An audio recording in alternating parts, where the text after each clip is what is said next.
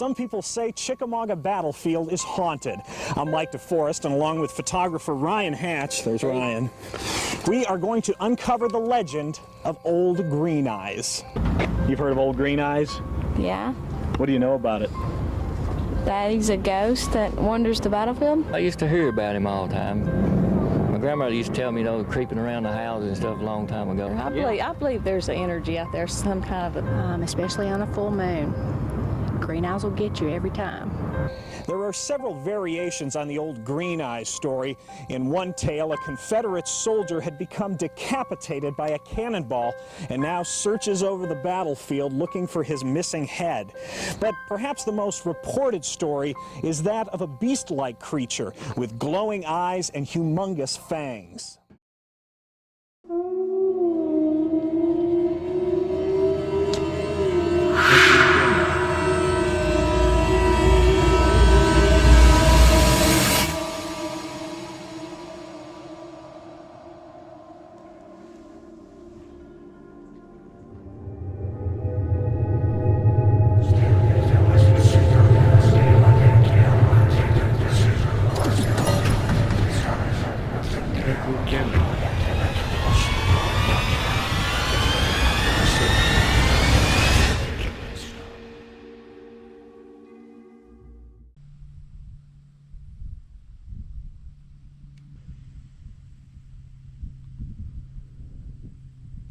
What's up, you guys?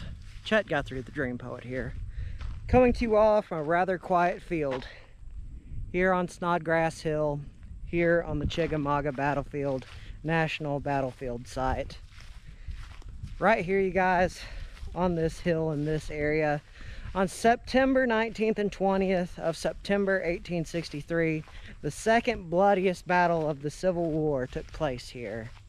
You see, this Civil War battle was so bloody that over 37,000 men lost their lives, either wounded, killed, or were never found at the Battle of Chickamauga.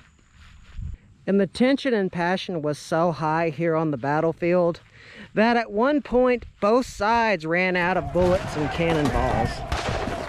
And from here, both Confederate and Union, they started beating each other to death with rocks. This battle lasted only 2 days. Again, over 40,000 people lost their lives. And if you all are curious, the word Chickamauga in Cherokee means river of blood. Yes, this entire area was nearly a river of bloodshed, which makes this area one of the most haunted national battlefield sites in the entire country of the USA, second only to Gettysburg. You see, it's not all that uncommon for people that are here hiking the trails at Chickamauga to see spectral figures running along the battlefields here on these hills and valleys and trees. You see, they'll be there 1 minute and they'll be gone the next. Sometimes people will hear gunfire, cannon fire, when it's not legal to fire guns or do anything of the sort in a national park or national monument.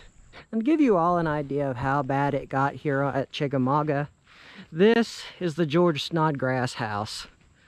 This house right here, or I should say a replica of it, housed about 10 people before the battle. Imagine 10 people, George Snodgrass's family, sleeping here in this cabin. However, during the Battle of Chickamauga, this family was forced out of their house and down into a nearby ravine with other people that were hiding out during the battle. Most of these people were people who lived in the area who were just trying to stay safe. In this house right here, it became a hospital. How bad it really was is, you see, during the Civil War, if you got shot in the leg or the arm, or if you had an infection, when I say they, back then, they did not have the medical equipment that we have now. Most of the time they would cut off your arm or your leg, and it would be about an 80-20% chance that you would survive.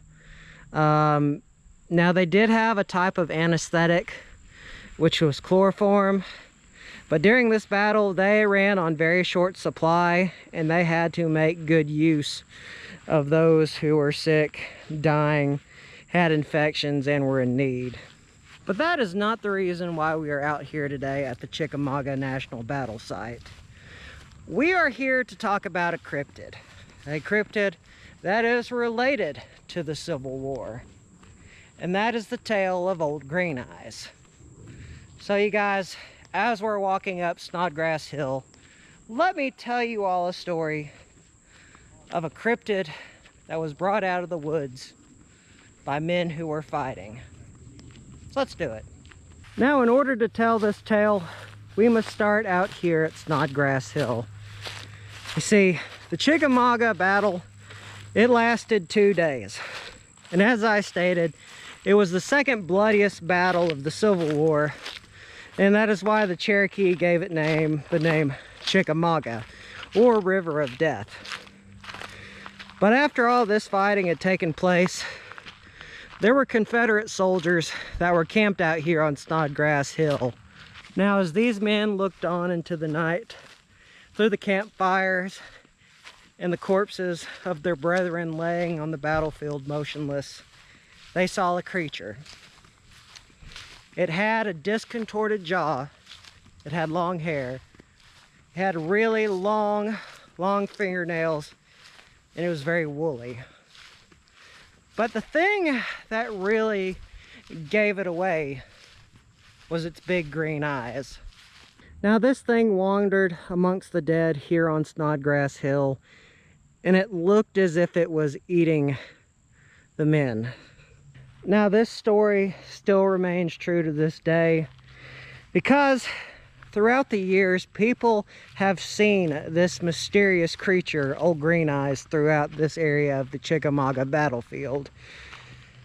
Some sightings have been seen in the 1970s along a certain stretch of road in the Chickamauga battlefield, where people, in 2 entirely different occasions, I should say, they wrecked. They slid off the road on this particular stretch of road here in this area, and both of them described seeing these big, green, horrifying looking eyes. In fact, there is a very credible source that did witness Old Green Eyes.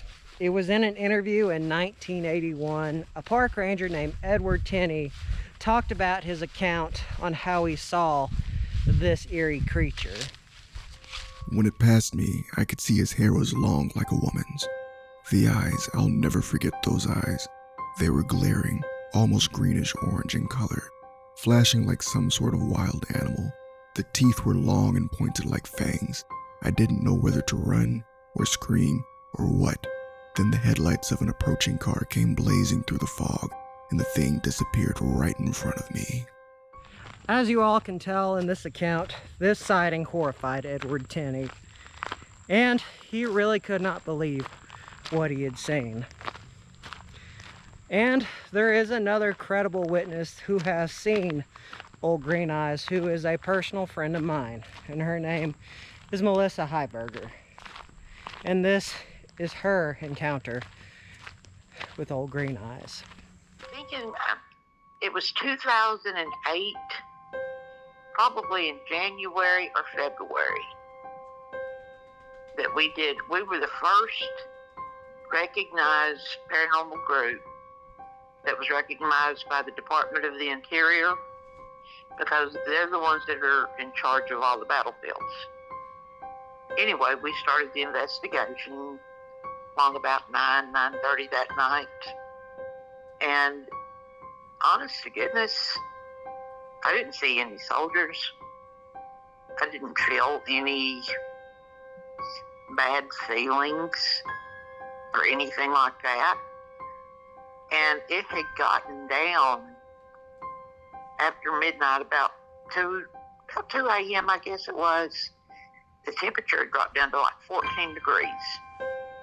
There was 3 of us in little group that I was with, and I don't know if you've ever been out in that type of cold before, and you know, walking and walking and walking like you have to do.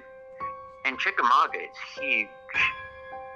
It is. It's ginormous battlefield. And so we'd been walking for a while, and we would stop every now and then and try to do an EVP session and see if we pick up anything, and we just really weren't getting anything. And there's each section of the battlefield, of course, has monument markers for different regiments, different groups, and where they were placed at, you know, when the battles were going on. And this was towards the middle of the battlefield, and we were back by the Mississippi Monument. And the Mississippi Monument, you know, everything's landscaped there now. You go down a little hill there was the Mississippi Monument. And we were gassed. I mean, it was so cold, and we'd been sweating, and we needed to take a break.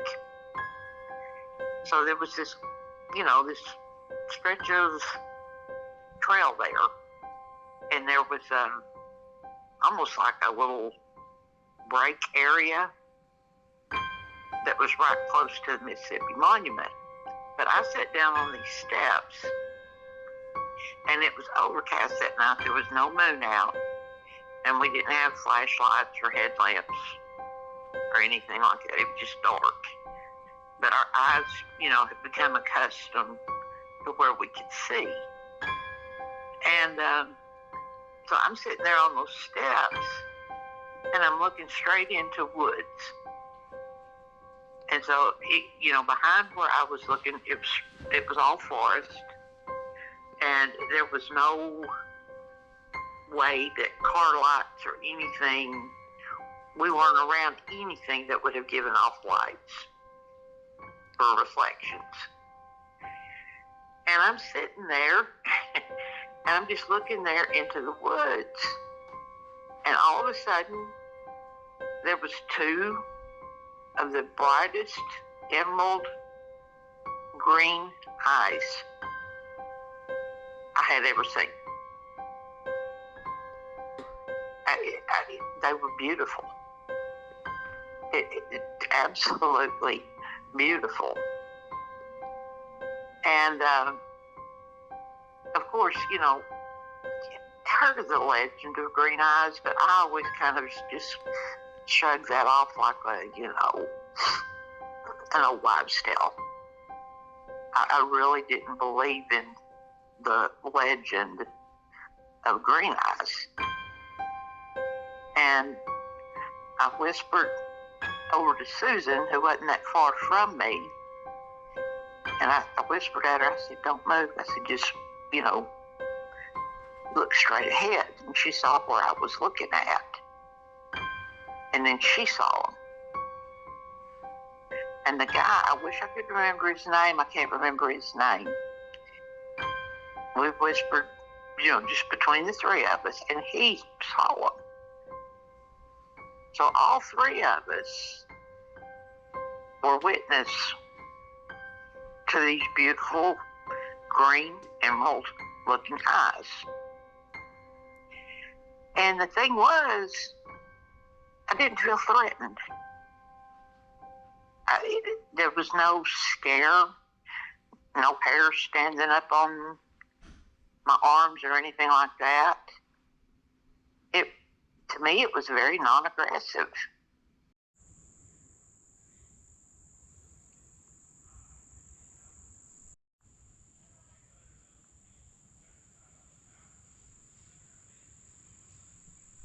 You know, they say truth is often stranger than fiction. Over the course of the last 150, 160 years or so, people have seen whatever this entity is. A mysterious creature, big, tall, lean, claws, unhinged jaw, and least we not forget the big green eyes. It has been spotted in this area for so many years, yet people really don't know what it is. It's caused car wrecks. It's caused park rangers to question their sanity. So my question is, what is old green eyes? So anyway, guys, I'll leave you all with that question. Remember, don't forget to subscribe and hit the bell icon. Always means a lot. Goes to show that y'all care and that y'all want to see more awesome videos. So without further ado, you guys, this vlog is over.